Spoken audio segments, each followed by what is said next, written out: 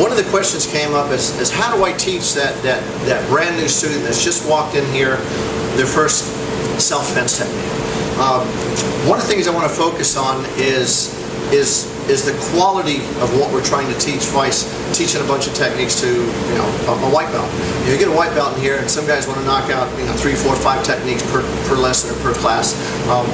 I don't really want to do that. As much as the student feels they know it, and as much as the student feels they're not progressing unless they're learning more stuff, new stuff. Again, I want to concentrate on the quality of what's being taught. Again, not versus how much or quantity. Biggest thing is focusing on the structure of the technique. For example, the neutral bow.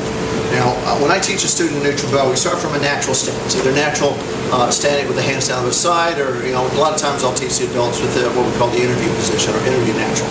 Just the hands up. And it's self-defense system.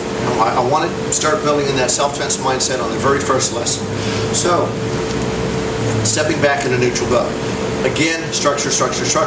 As I step back, when I'm teaching this to a yellow or a white belt going on their first technique, I want to teach them components. For example, I'm not going to teach them block, chop, palm, heel, sword hand. Right? That's the full yellow belt technique. Right? What I'm going to focus on is stepping back in a neutral bow. Again, components. For example, neutral bow. Step, pivot, create my 45-degree angles, and get those hands up. Again, step, pivot, and as I come around, those hands are coming up.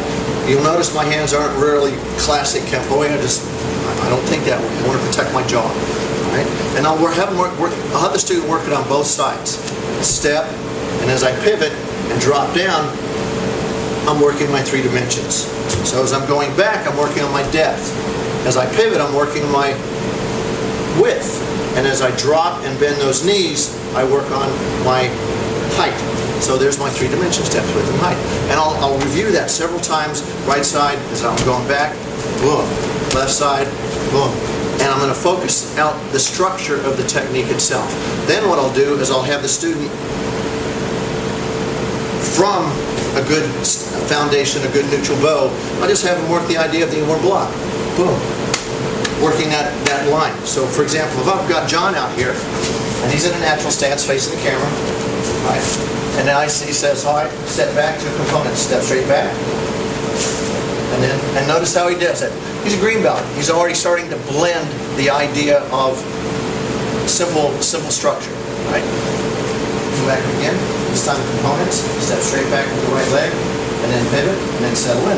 That's the way I would teach it to a white belt, right? Working on a yellow belt. Again, notice he's got all the angles covered. He's got his toe heel line. He's got his knees bent. He's got his hands up protection. He's got his legs at 45 degrees. Those are the angles we're trying to create. All right? Good, protective, weapons present to the bad guy, targets minimized to the bad guy. There it is. Nice, simple. Now I'll spend several times just working, going back to the right stance. All right? And I'll just start calling out left neutral bow, right neutral bow, left neutral bow, right neutral bow. All right? So right neutral bow. Back to ready.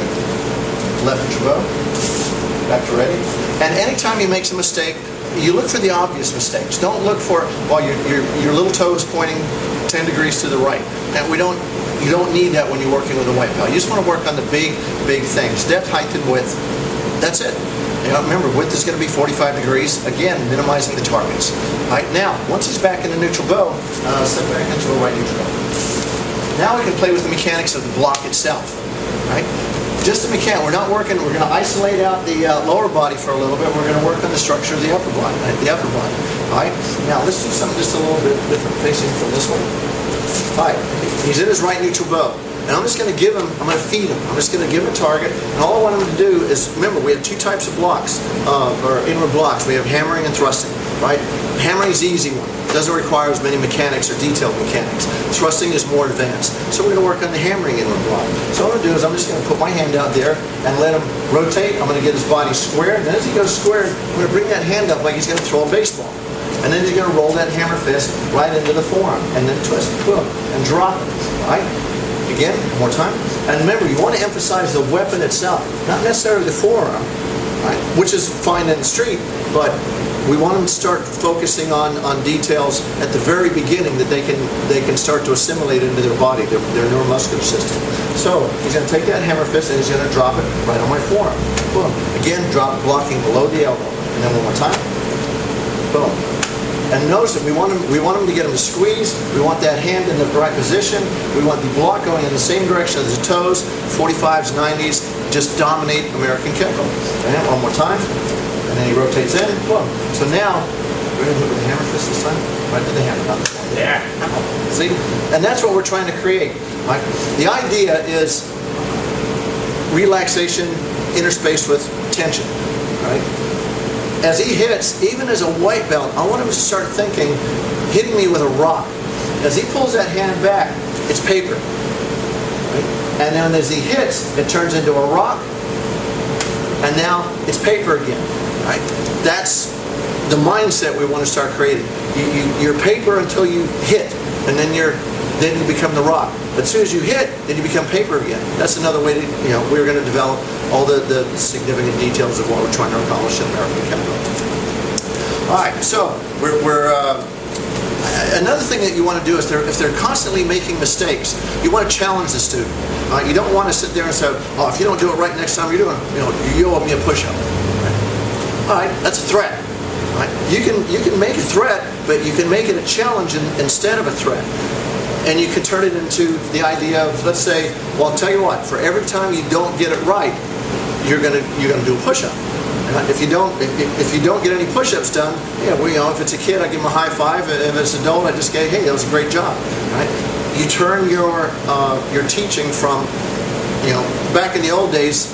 I remember, the old stick, walking around the line, the instructor was whap, bend your knees, whap on the back, bend your shoulders, and get straighten up your back. All this. Okay, does that work? Sure. Right? Does it work for everybody? Not necessarily. And we're not military anymore, and we're definitely not Oriental, so the mindset's just a little different. So one of the ways I want to approach this is challenge a student, challenge a student. I don't care if they're 6 years old or they're 60 years old. You challenge them positively, but again, subtly or underneath the ice or the water there, or the tip of that iceberg, there is a threat there. Right? If they don't do it right, there's a consequence, so to speak. All right, building on that idea of flashing swords again. Right? So we came back. He's back to the ready stance. Now he's going to put the neutral bow and the inward block together. Right? So we work this drill. Right? He's in that ready stance or that natural stance, and as I come in, he steps back, rotates, and then boom, and he hammers that block in. And you just do that several times. You might even do it left side, right side, just to kind of get the idea of working on both sides. Right? Now, the next piece of the equation is, again, we're just working one technique right now.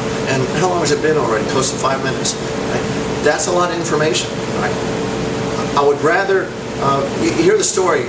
Mr. Park says he fears the man that does one technique 10,000 times more than he does the man that knows 10,000 techniques practiced one time, or something along those lines.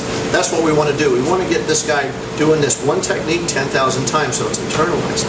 All right, so let's go back to that next little piece. We've done he steps back and he does the block. Bam. Now we're in this position.